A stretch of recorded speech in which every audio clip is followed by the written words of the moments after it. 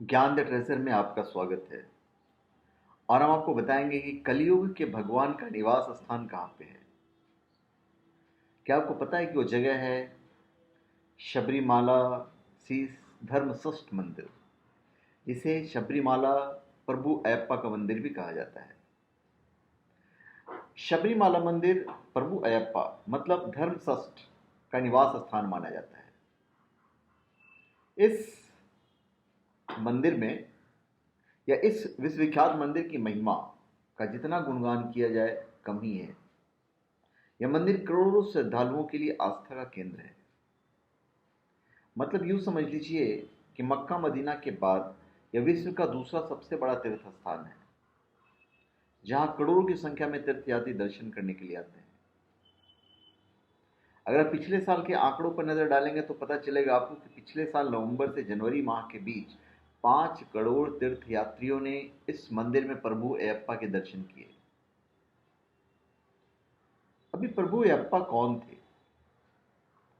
प्रभु अयप्पा को भगवान शिव और विष्णु का पुत्र माना जाता है। जनश्रुति है कि भगवान विष्णु के मोहिनी अवतार में उनके रूप पर भोलेनाथ आसक्त हो गए थे। उन्हीं के राज से भगवान अयप्पा का जन्म हुआ, जिनकी विद्वता और पराक्रम अद्वितीय माना जाता है। भगवान अयप्पा का यह धाम केरल और तमिलनाडु की सीमा पर पश्चिमी घाट के पहाड़ियों में स्थित है। इस मंदिर को दक्षिण भारत के प्रमुख तीर्थ स्थान का दर्जा मिला हुआ है।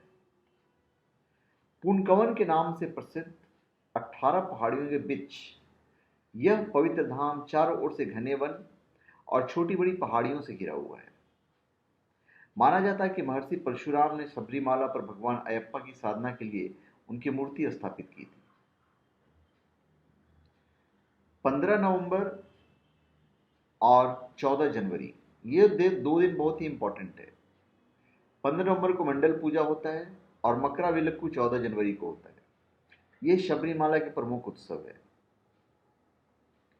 मलयालम पंचांग के पहले 5 दिनों मतलब विशु माह अप्रैल महीना पड़ता है, इस मंदिर में के पट खोले जाते हैं, अन्यथा साल भर मंदिर के पट बंद ही रहते हैं।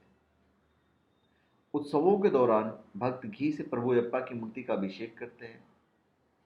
इसका उद्देश्य परमात्मा से जीवात्मा का मिलन होता है।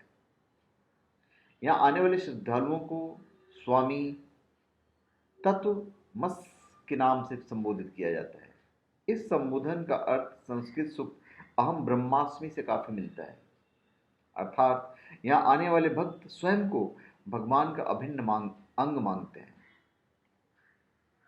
अभी सबरीमाला की सर्वाधिक महत्वपूर्ण जो पूजा है मकराविलिक, इस पूजा के अंत में श्रद्धालु पहाड़ी के शीर्ष पर आसमान में फैली पवित्र ज्योति मकर ज्योति के दर्शन करते हैं। यहाँ आने वाले भक्तों को कुछ खास बातों का विशेष ध्यान रखना होता है। जैसे महामंडल के समय 41 दिनों तक विभिन्न परहेज रखने होते हैं। इस समय श्रद्धालुओं को तामसिक प्रवृत्तियां और मांसाहार से बचना होता है। यहाँ पर आने वाले तीर्थयात्री मुख्यतः जत्थे में आते हैं, जिनका नेतृत्व एक खास व्यक्ति करता है। इस व्यक्ति विशेष के हाथों में कपड़ों की एक पोटली होती है, जिसे इरामुड्डी केट्टू कहा जाता है। बाकी हिंदू मंदिरों से अलग यहाँ पर सभी जातियों के जो श्रद्धालु आ सकते हैं, पर 10 से 15 आयु वर्ग की महिलाओं का 10 से 50, 10 साल की अगर हो गई है तो, और 50 साल के बीच तक के बीच वाले जो है 10 से 50 आयु वर्ग की महिलाओं का जो प्रवेश है वो यहाँ पे निषिद्ध माना गया है। उनकी एंट्री यहाँ पे नहीं होती है। उसी बात पे अभी केस वगैरह भी चल रहे हैं और ऑब्जेक्शंस काफ़ी आ रहे हैं, पर देखते हैं कोर्ट क्या डिसाइड करता है। ये कोर्ट के हाथ में है। फिर भी जहाँ तक उम्मीद है मुझे कि अगर औरतों को भी अगर दर्शन की इजाज़त मिल जाए तो काफ़ी अच्छा होगा। पर एनीवेज ये हम लोग के हाथ में नहीं है, ये कोर्ट के हाथ में है और कोर्ट ही डिसाइड करेगा कि क्या किया जाना चाहिए। तो मुख्यतः ये जो मंदिर है ये काफ़ी आस्था का केंद्र होता है।